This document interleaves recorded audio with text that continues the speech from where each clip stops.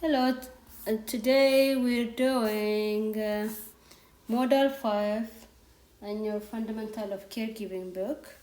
The first chapter in this caregiver section is the professional caregiver. So there are some key words that you need to know and understand. Please read these keywords. They are very important for you to understand. As a caregiver, there are different care settings. In different care setting, your role as a caregiver is different. Please see page 276 for more information. Personal tasks are the routine activities that we do to take care of ourselves. They include bathing, eating, and other self-care tasks that keep us clean, healthy, and well. The client receives specific personal care services depending on their needs and preferences.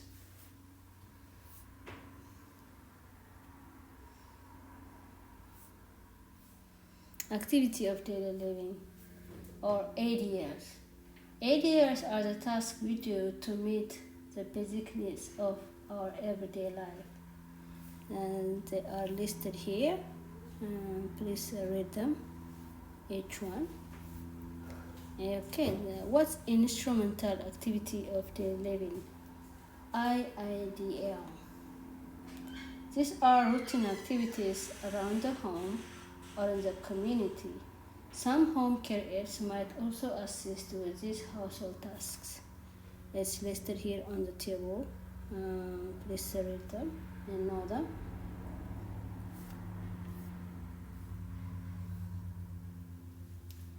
Okay, next we are going to see level of support.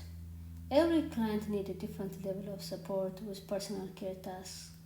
There are 5 levels of support on a DCG's care plan.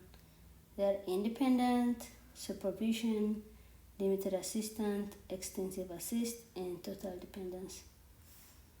They are on your page in here: independent, supervision, limited assistance, extensive assist, and total dependence.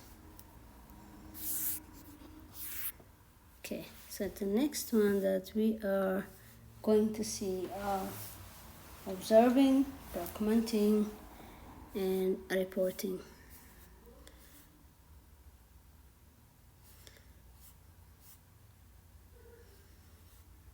There we go.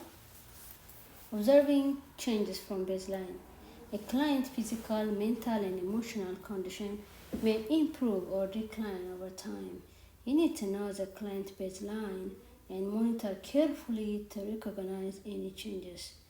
After we observe, we need to document. Documenting observation means keeping a written record of any changes or concerns about a client. You must learn the documentation policies in your own care setting.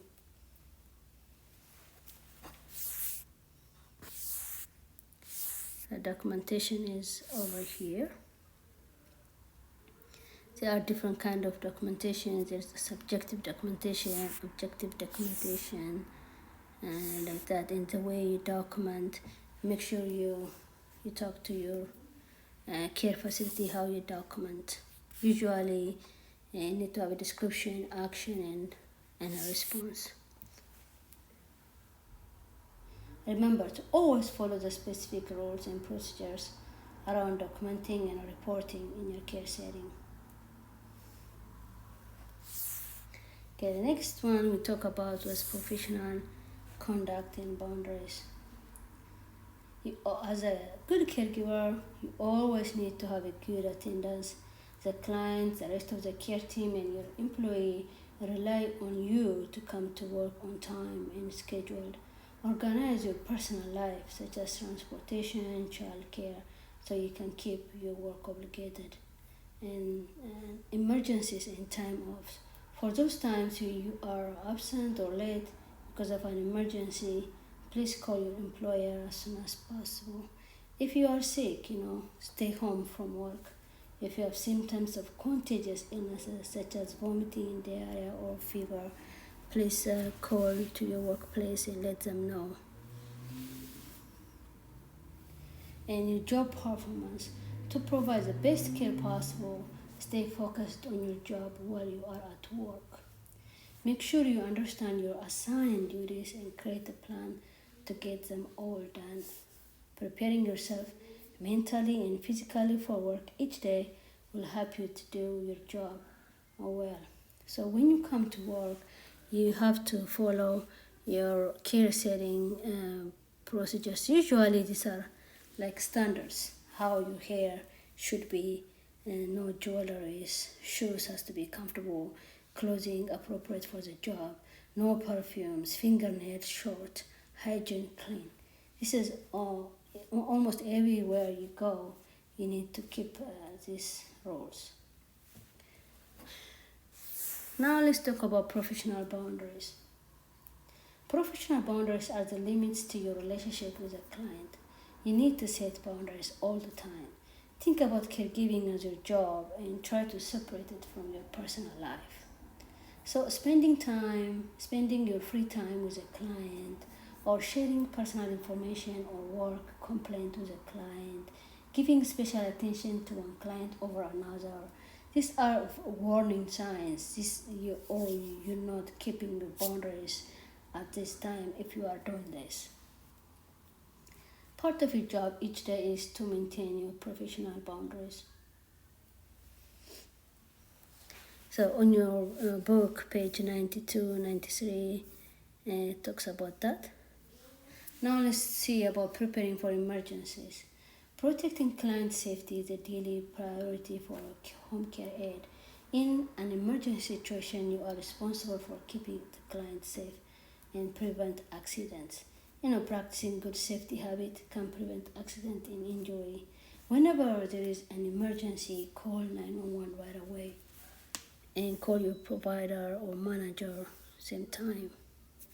These are some of the emergency things that you can see on your page, I believe 95. And bleeding that will not stop, breathing problems, changing mental status, chest pain, choking, coughing, fainting, head or spine injury, and it's listed on here. And stroke and heart attack are common medical emergencies among older adults. So it's good to know the signs of each. This one talk about the heart attack and symptoms.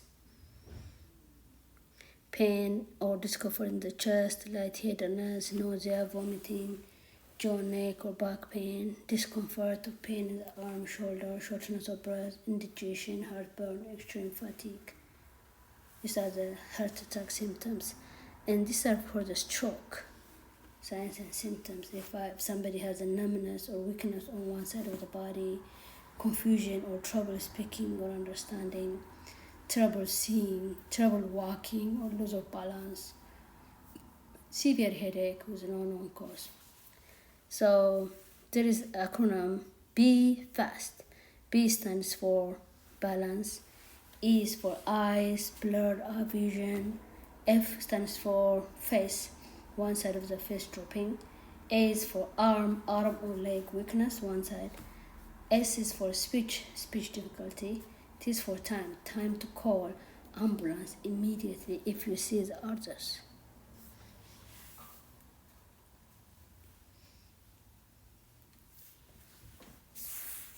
As a caregiver, all of you has to be prepared for fire and disaster. This can happen at any time, even in your first week on the job. From day one, think about how you would respond to a medical emergency, like fire, earthquake, flood, power.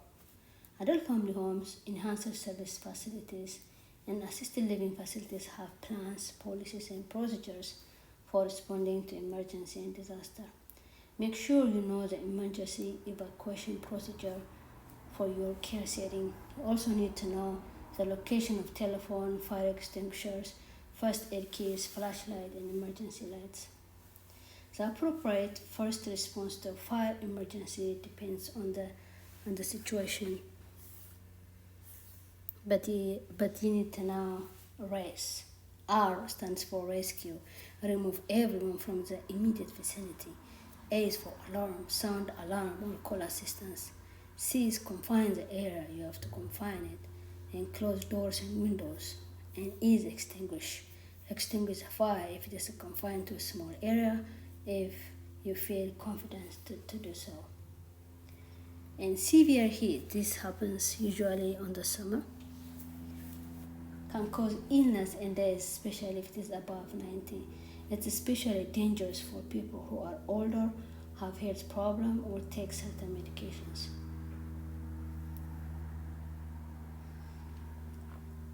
Home care aides must know how to help clients stay cool and recognize symptoms of heat-related illness and respond in emergency situation.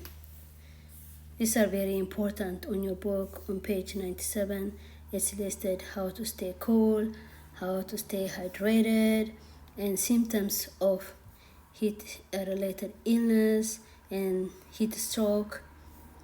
It's listed. And the last step, if you know all those things, the last step is calling 911. So you have to remember when you're calling 911, you have to stay calm and give the address and the nearest major street or intersection where you're at.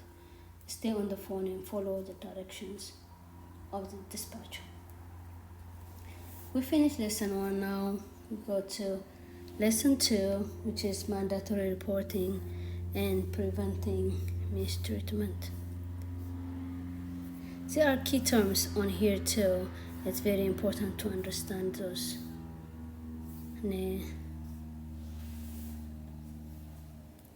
All caregivers are mandatory reporters. You should report if you see any, or if you see or recognize any signs of abuse, neglect, or exploitation. Abuse means the willful action or inaction that inflicts injury, unreasonable confinement, intimidation, punishment on a vulnerable adult. There are different kinds of abuses. Sexual abuse, that includes any form of non-sexual conduct, non-consensual sexual conduct, including but not limited to unwanted or inappropriate touching, rape, sodomy, sexual coercion, sexual explicit photographing, and sexual harassment. There are some signs that are listed in your book for this kind. Signs of sexual abuse are listed on here. The next one is a physical abuse. Physical abuse means the willful action of inflicting bodily injury or physical treatment. Physical abuse include, but is not limited to, striking with or without an object, slapping, pinching, choking, kicking, shoving, or prodding. Signs of physical abuse are also listed in your book in here. Mental abuse. Mental abuse means a willful verbal or non-verbal action that threatens or humiliates, harasses, coerces, intimidates, isolates, unreasonably confines or punishes a vulnerable adult. Mental abuse may include ridiculing, yelling, or swearing. These are the signs on your book 104. These are signs of mental abuse. Next one is personal exploitation. It means an act of forcing, compelling, or exerting undue influence over a vulnerable adult, causing the vulnerable adult to act in a way that's inconsistent with the relevant past behavior, or causing the vulnerable adult to perform services for the benefit of another. Financial exploitation is illegal or improper use of the property, income, resource, or trust fund of the vulnerable adult. There are examples and signs, symptoms are listed in your book. Okay, let's talk about neglect. Neglect is another kind of abuse. It's when a person with a responsibility for a vulnerable adult fails to provide necessary goods or services, or fails to provide physical or mental harm, or puts a vulnerable adult in danger. These are examples and signs are listed in your book again. Abandonment is another one. It means action or inaction by a person or entity with a duty of care for a vulnerable adult that leaves the vulnerable adult person without the means or ability to obtain necessary food, clothing, shelter, or health care. Abandonment is listed here in your book. It's good to understand these things.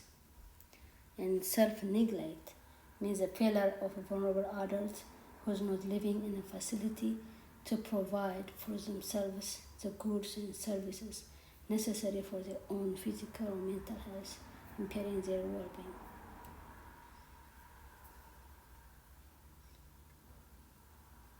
And finally, how do we make a report?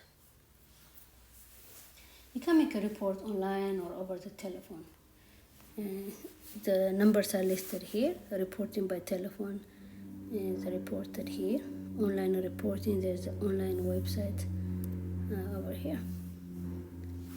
Thank you very much for listening.